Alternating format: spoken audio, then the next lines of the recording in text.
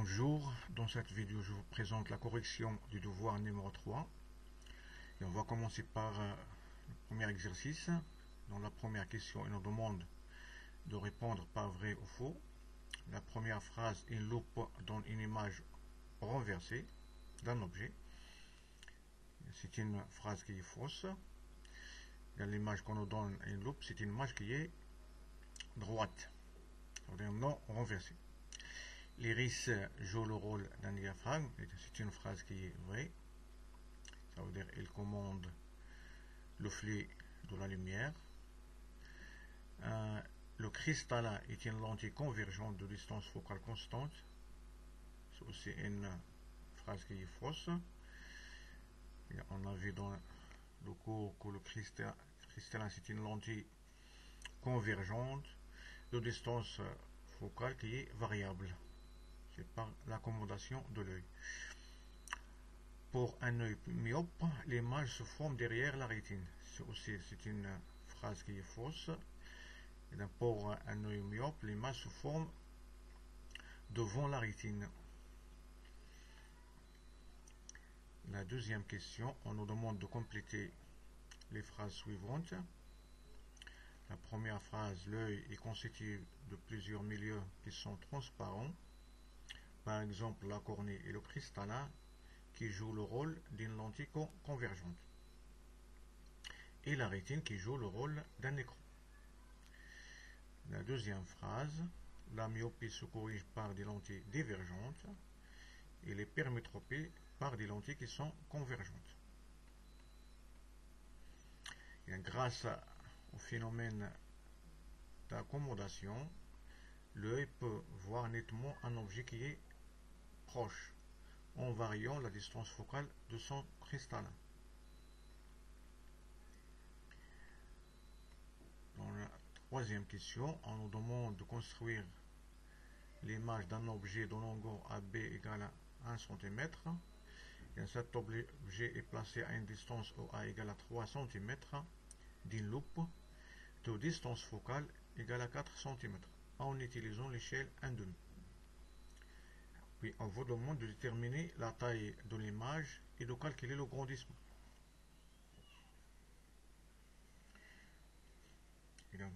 D'après les données, on a AB égale à 1 cm. Et donc, la distance OA égale à 3 cm. La distance focale égale à 4 cm. L'échelle 1/2, ça veut dire que chaque carreau correspond à 2 cm. Dans cette construction, on va seulement utiliser l'échelle suivant l'axe horizontal.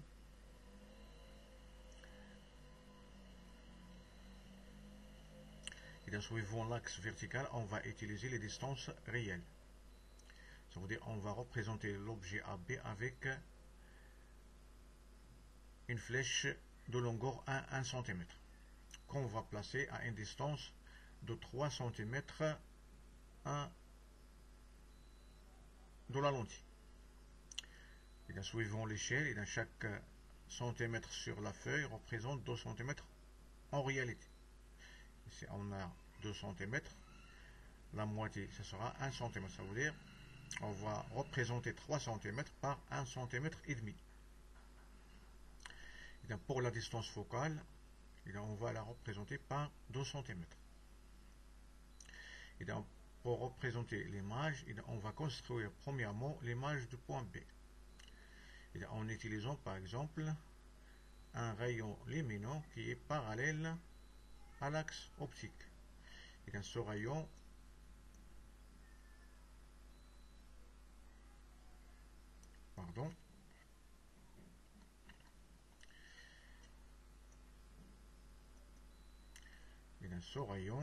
va traverser la lentille en passant par le foyer image.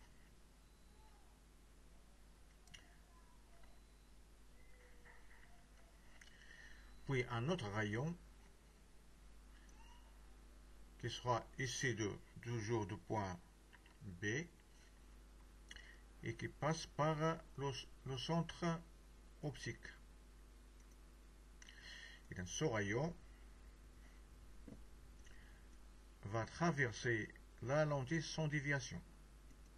C'est-à-dire, il ne dévie pas lorsqu'il traverse la lentille. C'est-à-dire, il garde la même direction. Et donc, vous voyez que ces deux rayons ne se coupent pas à droite. Et donc, pour tracer le point B', on va seulement faire la prolongation du rayon vers la gauche, de la même façon pour le rayon qui est en bleu. Et donc, vous voyez que ces deux rayons se rencontrent derrière l'objet. Et donc, pour construire l'image du point B. Et dans cette image, on va la représenter par B'.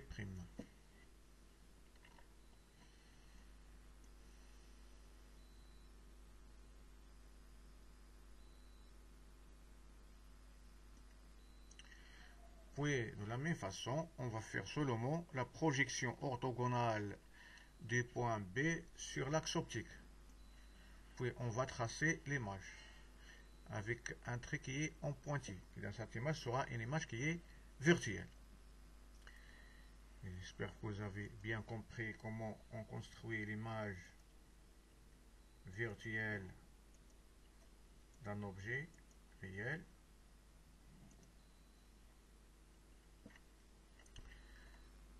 Maintenant, on va passer à la première question. On vous demande la taille de l'image et d'après la construction, on a la taille de l'image est 3 cm et demi. Il y a 3,5 cm. Dans suivant l'axe vertical, on n'a pas utilisé l'échelle. Et pour le grandissement, G se calcule par la relation suivante. La taille de l'objet qu'on divise par la taille de l'image divisée par la taille de l'objet. Et dans 3,5 divisé par 1, ça vous donne 3,5.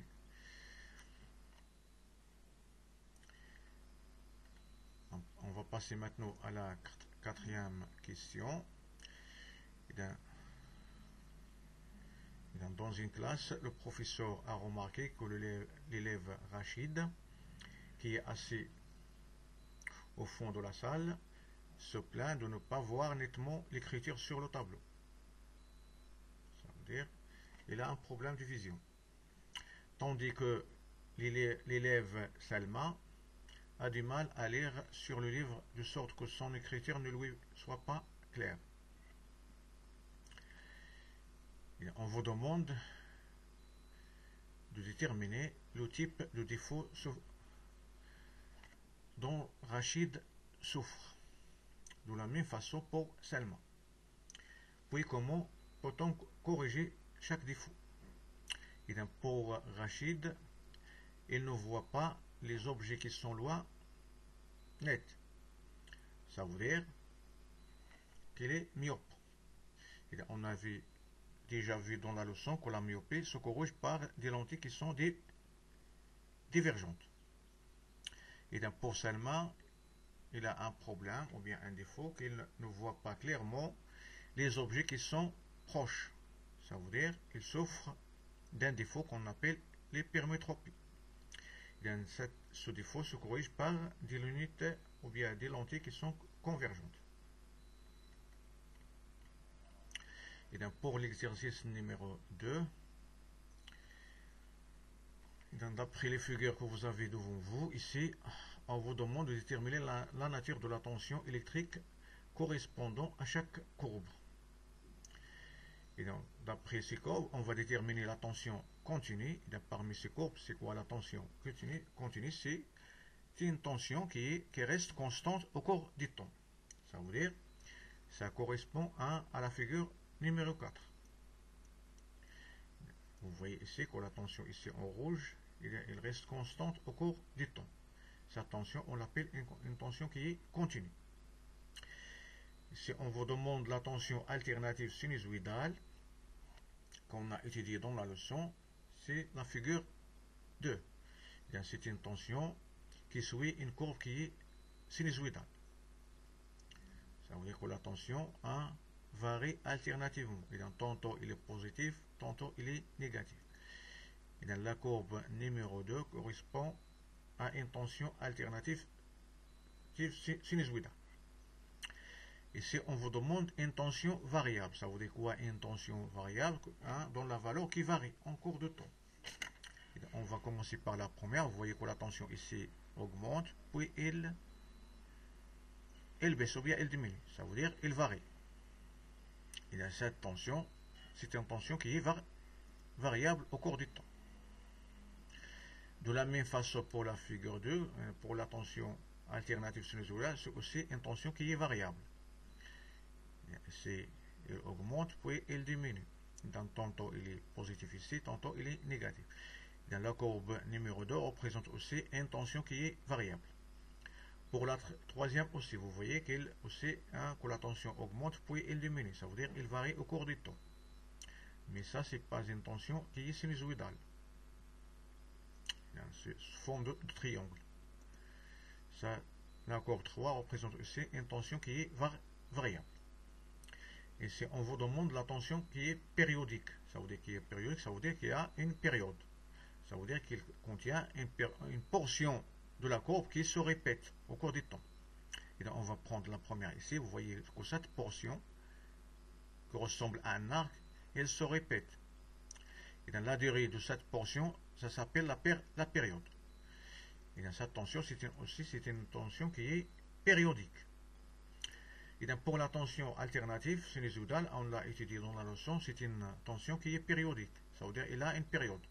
Et donc vous voyez que cette portion, ou bien son motif, elle se répète au cours du temps.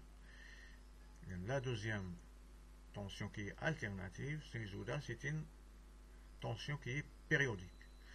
Pour la troisième aussi, vous voyez qu'il y a une portion ou bien un motif sous forme de deux triangles qui se répètent. Ça aussi, c'est une tension qui est périodique.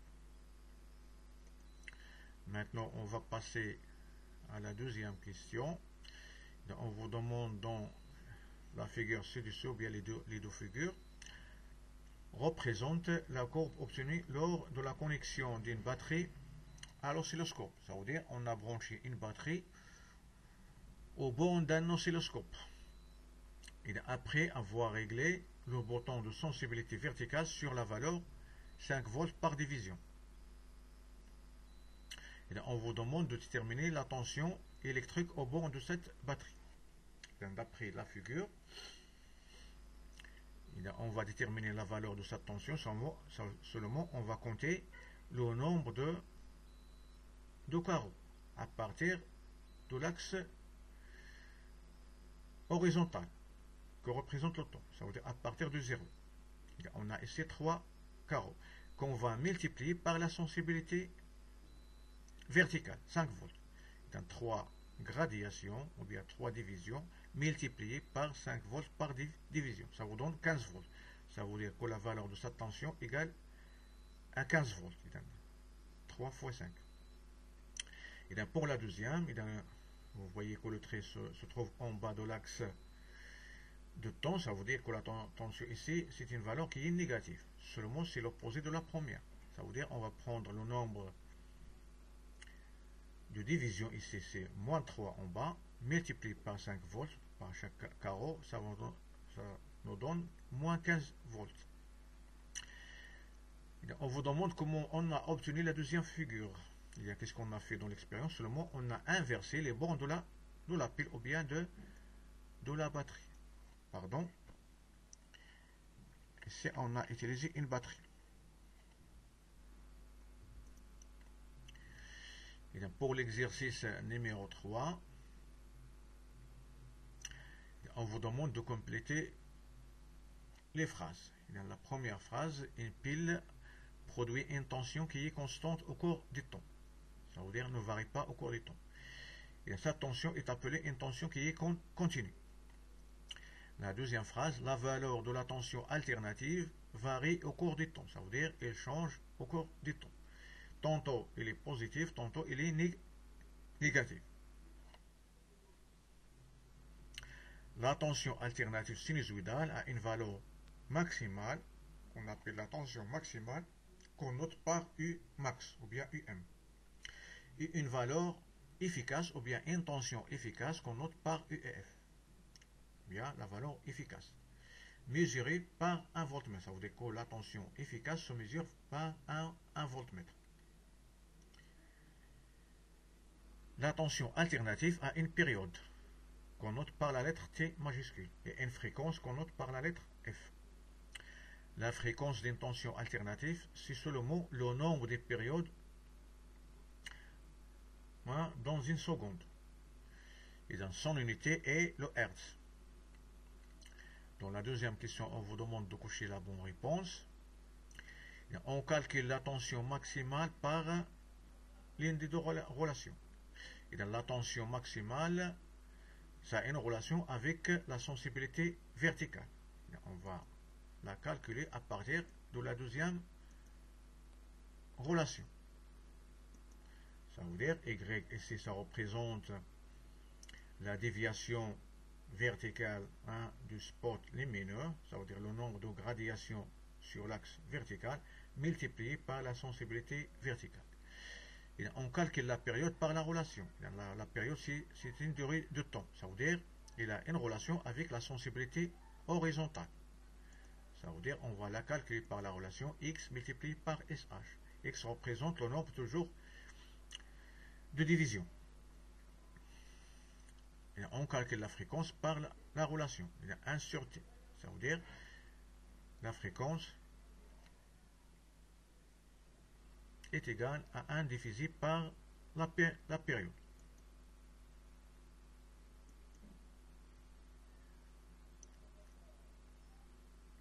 Et on calcule la tension maximale par la relation. Et donc vous voyez que la tension maximale égale à 1,41 multiplié par la tension efficace. 1,41, ça à peu près égal à racine carrée de 2.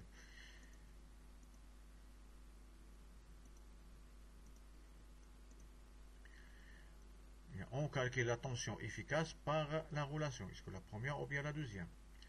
D'après la première, on va déduire que la tension efficace égale à seulement la tension maximale divisée par 1,41. Ça veut dire c'est par la deuxième relation. Ça veut dire la tension maximale qu'on va diviser par racine carrée de 2. L'exercice numéro 4. On a ici toujours une figure en bas ici. Et on représente la courbe obtenue après avoir branché un générateur à l'oscilloscope. On a réglé le bouton de sensibilité horizontale sur la valeur d'1 milliseconde par division et la sensibilité verticale par 5 volts par division. On vous demande quel type de tension électrique au borne de ce générateur. Et dans cette tension, bien sûr, c'est une tension qui est alternative à sinusoïdale.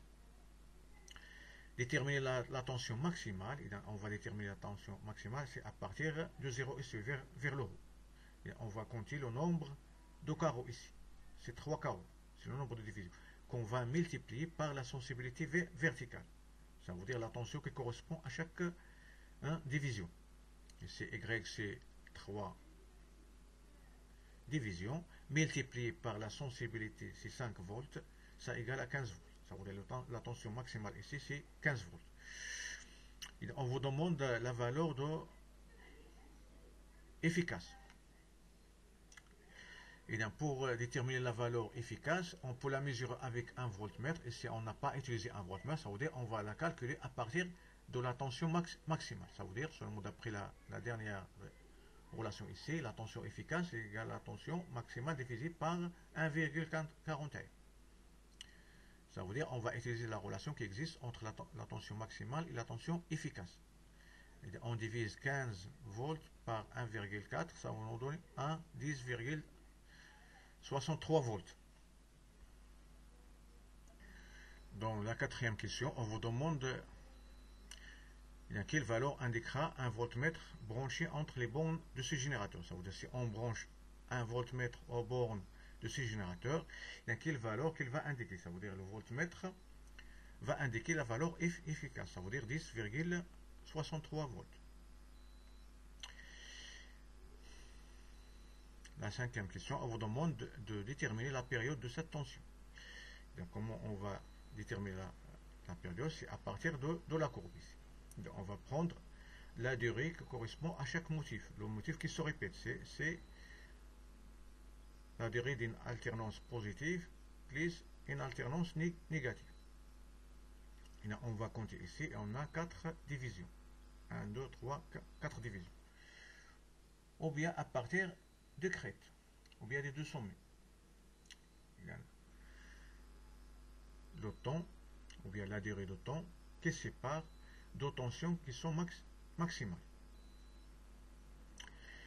Et on va la calculer par la relation suivante. Et là, on a T égale à X multiplié par SH.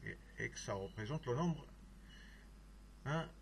de division ici, multiplié par la sensibilité horizontale. Ça veut dire on va prendre ici 4 qu'on va multiplier par 10 millisecondes. Ça vous donne 40 millisecondes. C'est 10 plus 10 plus 10, 4 fois. Ça veut dire 40 millisecondes. Et on vous demande ici la fréquence. On va la calculer à partir de la relation qui lie la fréquence à la période. Il est égal à 1 sur T. Mais pour calculer la fréquence, il faut prendre le temps en utilisant l'unité internationale de temps, c'est la seconde. Ça veut dire qu'on va convertir 40 millisecondes en secondes. Et 40 millisecondes, ça égale à 0,04 secondes. Et on va faire l'application numérique, on va trouver que la fréquence est égale à 25 Hz. Ça veut dire que cette tension alternative a une fréquence de 25 Hz. L'exercice 5. On visualise avec l'oscilloscope la tension entre les bornes d'un générateur. Sur l'écran, on remarque, ça c'est l'écran de l'oscillo, une courbe sinusoïdale de fréquence f égale 50 Hz. Pour la fréquence de cette courbe, c'est 50 Hz. Deux valeurs efficaces égale à 2,84 volts. Cette valeur efficace, bien sûr, elle est mesurée par 1 voltmètre. Dans la première question, on vous demande la période. Pour calculer la période, comme on avait déjà fait pour le premier cas, on a utilisé ici la relation, c'est le nombre de divisions par la sensibilité horizontale, mais d'après l'énoncé ici, on n'a pas de sensibilité horizontale, c'est inconnu. Ça veut dire qu'on ne peut pas utiliser cette relation. Ça veut dire qu'on peut utiliser la relation qui est la fréquence avec la période. Ça veut dire qu'on va calculer la période d'après ou bien la relation qui est la fréquence et la période. Et on sait que F égale à 1 sur T. D'après cette relation, on va déduire que F multiplié par T, si on multiplie T par F, ça va nous donner 1. Ça veut dire que T égale seulement 1 sur F. Alors que T égale à 1 sur 50 Hz, ça égale à 0,02 secondes. On peut la convertir en millisecondes, ça va nous donner 20 millisecondes. Ça veut dire que la période de cette tension égale à 20 millisecondes. On vous demande maintenant de déduire la sensibilité horizontale, SH, utilisée dans cette expérience. Maintenant, on va appliquer la première règle, qui est la période à la sensibilité horizontale. On a T égale à X fois SH. D'après la courbe ici, on a pour une période, on a ici 4 divisions. X est connu, ça égale à 4. T aussi, c'est connu, c'est 20 millisecondes. Ça veut dire que SH, d'après la relation, ça égale seulement T divisé par X. Dans l'application numérique, si on divise 20 par 4 divisions, ça va nous donner 5 millisecondes par division. Ça veut dire que chaque division compte 5 millisecondes. C'est la sensibilité horizontale. Pour la troisième question, on vous demande de calculer la tension maximale. Dans ce cas aussi, on ne peut pas la calculer à partir de l'écran. Ça veut dire qu'on n'a pas la valeur de la sensibilité verticale. C'est inconnu. Ce qu'on connaît ici, c'est seulement la tension efficace. Ça veut dire qu'on va utiliser la relation qui est la tension maximale et la tension efficace. Et on a d'après le cours que Umax égale à 1,41 multiplié par I efficace. I efficace, c'est connu d'après les données. Seulement qu'on va multiplier par racine carrée de 2, bien 1,41. Ça va nous donner 4 volts. Ça veut dire que la tension maximale ici est égale à 4 volts. Maintenant, on vous demande de déterminer ou bien de déduire la sensibilité verticale. Et on a la tension maximale égale Y, ça veut dire la déviation maximale, ou bien le nombre de gradations ici, ou bien le nombre de divisions, multiplié par la sensibilité verticale. Et la Y, c'est connu ici, c'est 2 gradations, ou bien 2 divisions. I max, c'est connu d'après la troisième question, 4 volts. Et la SV, ça égale seulement IM sur Y. Ça veut dire on va diviser 4 volts par 2 divisions. Ça va nous donner 2 volts par division. Ça veut dire que SV ici égale à 2 volts par division. Ça veut dire que chaque division lui correspond 2 volts. J'espère que vous avez bien compris cette solution. Je vous dis au revoir et à la prochaine vidéo.